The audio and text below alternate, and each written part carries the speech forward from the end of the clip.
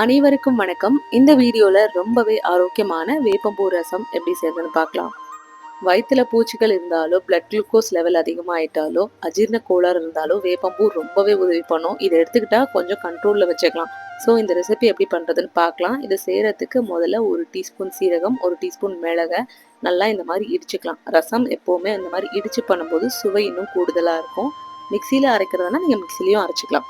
இப்போ இந்த அளவுக்கு அரைப்பட்டதுக்கு அப்புறமா இதில் ஒரு 5-6 பல்லு பூண்டையும் சேர்த்து நல்லா இடிச்சுக்கலாம். ஒன்றும் பாதியே இடிச்சா போதும்.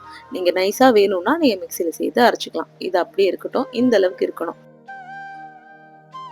இப்போ அடுத்ததா ஒரு நெல்லிக்காய் சைஸ் அளவு புளியை தண்ணியில் கரைச்சி எடுத்து வச்சிருக்கேன். இது சுமார் 1 டம்ளர் இருக்கும். அடுத்தது துவரம்பருப்பை வேக வச்சுட்டு அந்த தண்ணியை மட்டும் சேர்த்துக்கலாம். இதுவும் 1 டம்ளர் இருக்கும். அடுத்தது தாளிக்கிறதுக்கு கடாயில் ஒரு 2 டீஸ்பூன் எண்ணெய், 1 டீஸ்பூன் கடுகு, 1/4 டீஸ்பூன் சீரகம் தேவைன்னா சேர்த்துக்கலாம்.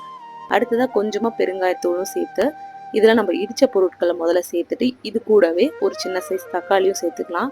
இப்போ இதெல்லாம் நல்லா வதங்கி வரணும். தக்காளி நல்லா சாஃப்டாகிற அளவுக்கு வதக்கி விட்டுக்கலாம்.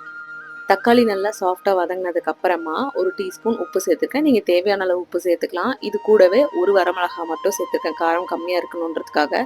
உங்களுக்கு தேவைன்னா இன்னொரு வரமிளகா சேர்த்துக்கலாம். கூடவே பருப்பு தண்ணி, அப்புறம் நம்ம கரைச்சி வச்சுருந்த புளி தண்ணியும் சேர்த்துக்கலாம்.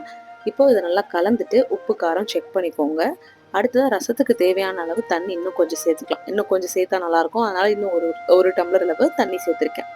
இதுலேயே ஒரு 1/4 டீஸ்பூன் மஞ்சத்தூள் சேர்த்துட்டு கலந்துட்டு நான் வேப்பம்பூ ஃப்ரெஷ்ஷாக இருக்கிறது சேர்க்க போகிறேன். அது ஒரு 2 டீஸ்பூன் அளவு இருக்குது. நீங்கள் காஞ்சது இருந்தாலும் அதுவும் சேர்த்துக்கலாம். எதுவாக இருந்தாலும் நெய்யில் லைட்டாக ரோஸ்ட் பண்ணிவிட்டு கலர் இந்தளவுக்கு ப்ரௌனாக மாறினதுக்கப்புறமா ரசத்தில் சேர்த்துருங்க. ரசம் கொதிச்சு வர சமயத்தில் சேர்த்துட்டு கூடவே கொத்தமல்லி கருவேப்பிலையும் சேர்த்து இம்மீடியட்டாக ஸ்டவ் ஆஃப் பண்ணிடுங்க. வேப்பம்பூ சேர்த்ததுக்கு அப்புறமா ரசத்தை கொதிக்க விடக்கூடாது. இமீடியட்டா ஸ்டவ் ஆஃப் பண்ணிடணும். ஸோ ரசம் கொதிச்சு வர ஸ்டேஜ்லயே நீங்க வேப்பம்பூ சேர்த்துட்டு உடனடியாக ஆஃப் பண்ணிடுங்க.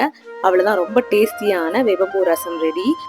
வேப்பம்பூ சேர்த்துருக்கிறதுனால கசப்பாக இருக்கும்லாம் நினைக்காதீங்க. இதில் ஒன்றுமே தெரியல. யூஸ்வலான ரசம் மாதிரி தான் இருக்குது. ஸோ நீங்களும் ட்ரை பண்ணி பாருங்கள். வேப்பம்பூ அட்லீஸ்ட் வாரத்தில் ஒரு நாள் எடுத்துக்கிறது ரொம்பவே நல்லது. நீங்களும் ட்ரை பண்ணி பார்த்துட்டு எப்படி இருந்துச்சுன்னு கமெண்ட் பண்ணுங்கள். அப்படியே இந்த மாதிரி ஆரோக்கியமான ரெசிபிஸ்க்கு நம்மளோட சேனலையும் சப்ஸ்கிரைப் பண்ணிக்கோங்க. இந்த பதிவை பார்த்ததுக்கு நன்றி.